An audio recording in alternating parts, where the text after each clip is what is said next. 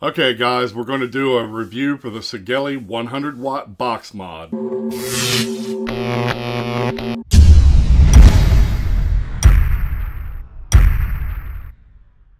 This is the box it came in.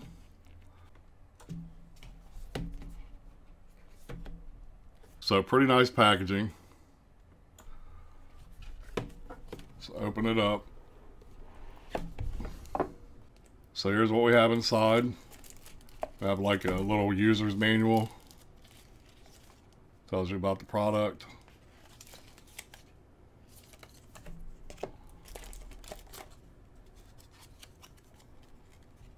Certificate of authenticity.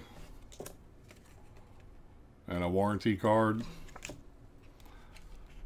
And down here we have a couple of screws for the battery door. And this little screwdriver. I have like 1,000,000 of these now.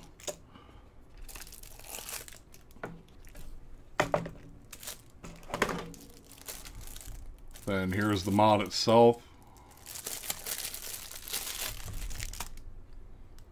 And I already have batteries in this. I've been using it for the last couple of days.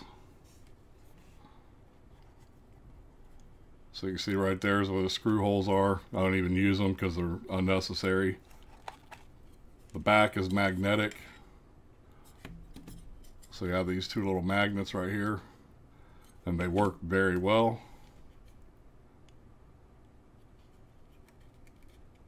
There's the batteries I have in there. These are MXJO IMR 18650 35 amp. They're high drain.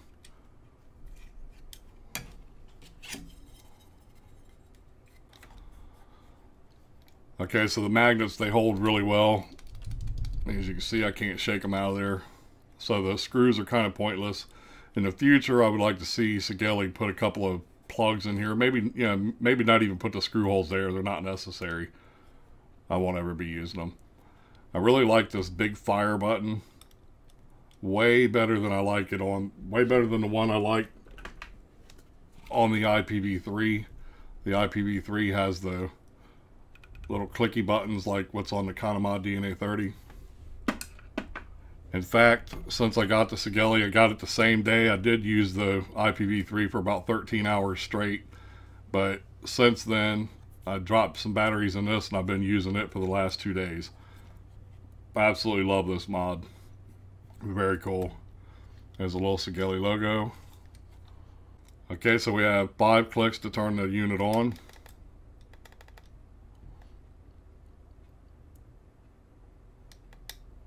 Then here's our menu. I have it currently setting at 16 watts. Shows the percentage of the battery, and it fluctuates for some reason up and down. And it's given that reading right there, 1.7 ohms, is the coil that I had on here, which was in the Aspire Nautilus Mini. So it remembered, and it was firing at 5.3 volts. So right here, you could turn your wattage up and down with these two buttons here, plus and minus. If you hold it in, this thing will take off, man, like really quick. There you go. All the way to 100 watts. So we'll take it back down. And this this goes between 10 watts and 100 watts. And this has the SX330 version 2 chipset. And this is an OLED screen. It is 510 threaded. And like I said before, it goes from 10 to 100 watts. This will fire coils between 0.15 and 3 ohms. And it will hold, as you've seen before, it holds two 18650 high drain batteries, and they need to be 20 amps or greater. This does have short circuit reverse polarity protection. And the dimensions of this device is 2 3/16 of an inch by 4 inches by 7/8. So I got pretty decent sized hands, but I can get my hand all the way around the mod. It just feels really good in the hand. And I love this big fire button. It's really nice. And every device I put on here so far has worked perfectly. Tanks like this Aspire Nautilus Mini and RDAs.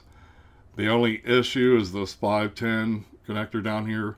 This is actually reverse threaded. I don't know if you can see that in there. So you can put it like a little flathead screwdriver in there, and this is reverse threaded, and you can adjust the height to fit certain atomizers. Some atomizers are non-adjustable, so you might need to adjust this in order to use them. But you have to be very careful with it because, if I'm not mistaken, it's made of brass. So it's really easy to tear up. It's either brass or copper. The website doesn't say, but I believe it's brass. So you can damage it. So you just got to be careful. Just remember it's reverse threaded. Okay, so let's put an atomizer on here and give it a vape real quick. I'm going to try it out first with the Spire Nautilus Mini with some homemade strawberry e-juice from Capella.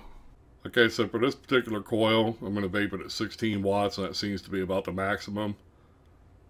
And this is one of the BBC coils.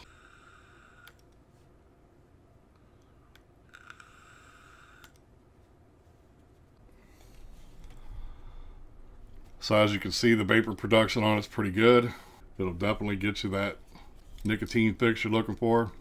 Let's go ahead and take a look at the bottom side of the box. I didn't look at that. We got vent holes down here. And this box does not have a charging port. So there's no mini USB charging port on this. And I don't know if they're ever going to do one in the future, but quite frankly, it doesn't really need it because 218-650s, especially if you're vaping at low wattages, something below 30 watts, it's going to last you probably 2 or 3 days. So it's going to go a long way. And the battery compartment's so easy to get in and out of. You got this little lip right here at the bottom. You just put your thumbnail under there, just lift right up. Okay, so now that we know about the device, let's vape it with a RDA on it. Okay, so I got a Plumevale RDA on here, and I'm going to be vaping this at 40 watts. Well, 40.3, give or take. 40 watts, 4.7 volts. And that's not a 0.5 ohm coil. It's actually a 0.72 or 73. And it's a 24 gauge Canthal. And this time around I have Japanese cotton. So I finally got some of that. So let's go ahead and give this a vape.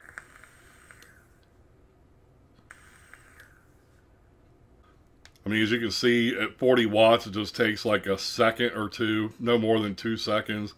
And your lungs are like completely full of vapor. Of course, I'm mouth to lung hitting, guys. I'm not doing direct lung inhales because this is 12 milligram nicotine. It would actually like burn me up.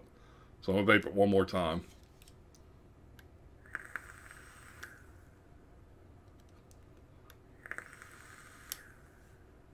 Okay, so what's my final thoughts on the Sigelei 100 watt? I absolutely love it. As I said before, I got the IPv3 seen here. And I got the Sigelei on the same day. The Sigelei, I like it much better because the menu, you don't have to fuss around with it, man. Like on the IPv3, it locks, and you got to unlock it, do all kinds of silly crap with it. With this one, all I have to do is just hit the button and I'm ready to go. So I like to change my wattages a lot.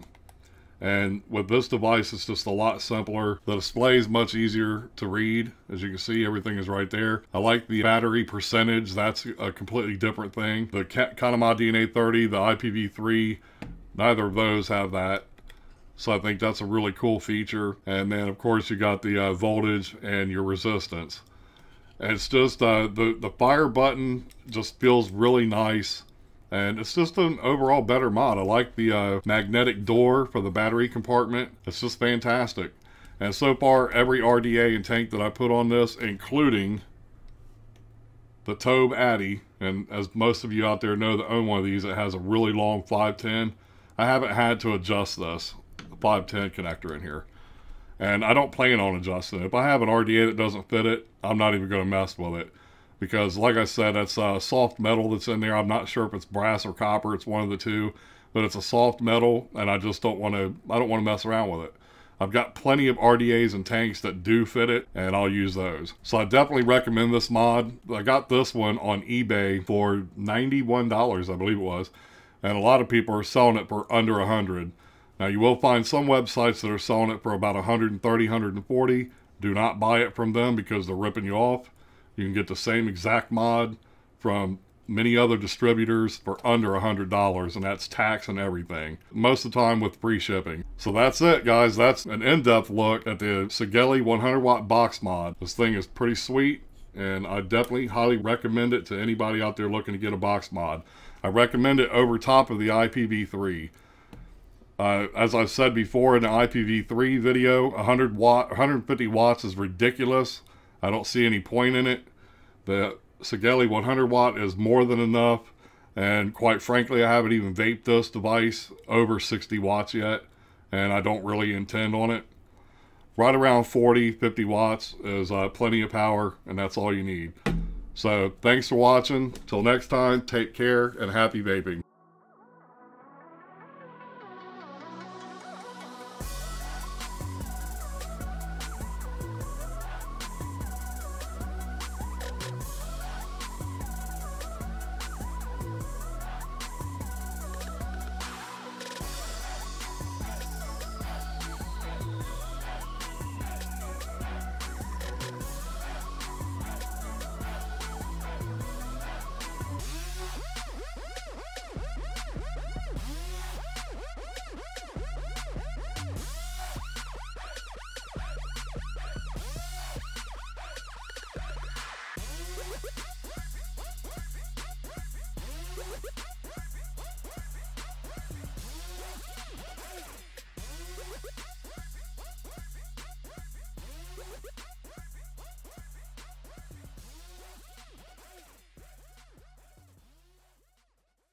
Okay, so this is for those of you out there that think I don't rock out with my vape out.